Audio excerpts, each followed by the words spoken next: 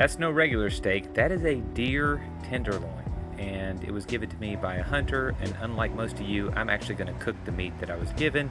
So let's start. We get a nice shimmer on the oil. See that?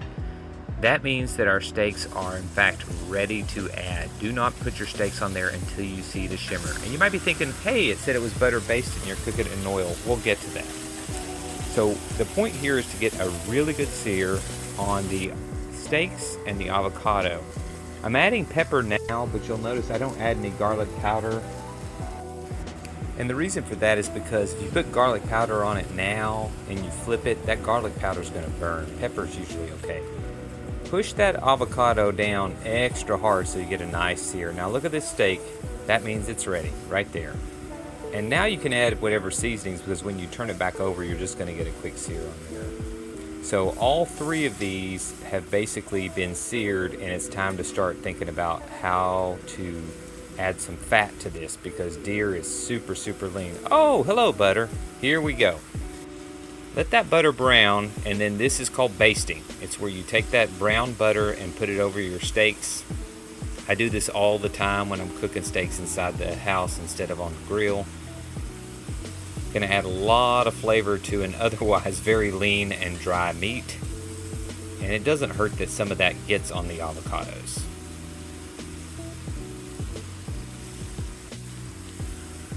You're going to do this a few times. You're going to get a healthy amount of butter. Note the sear on this avocado. That is where the flavor is. That's called the Maillard effect, that nice sear. And I'm going to take a little bit more butter now. I flip the steaks and add it back over there.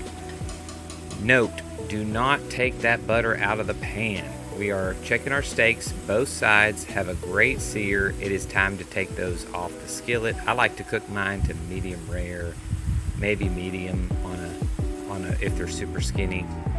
So now we have our steaks off. We've got our brown butter, and you can see our avocado's pretty much done. I went ahead and flipped it. You can kill the heat at this point. You do not need any residual heat because the pan is already hot, and that butter and the steak fond, which is the drippings from the steak that are caked onto the pan, all that's going to come off.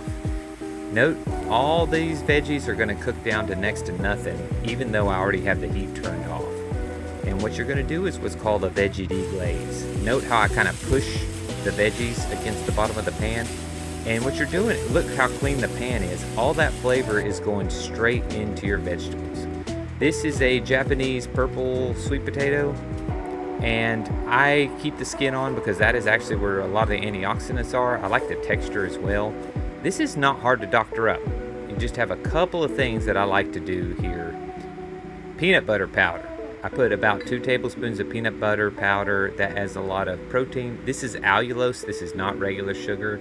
It's a little expensive, but it tastes just like sugar and doesn't have the aftertaste that stevia does. I throw a few spices in here. Pumpkin pie spice is good when you're in a pinch. Pecorino Romano right over your veggies right there. So now you have a little umami on top of that in addition to the steak. And we have sweet potatoes with a little bit of peanut butter and pumpkin spice. We have our deer cooked medium rare. And look at that sear. Deer has a little bit of a gamey flavor, but it's super rich. You'll notice I had to chew a little bit to get the full flavor.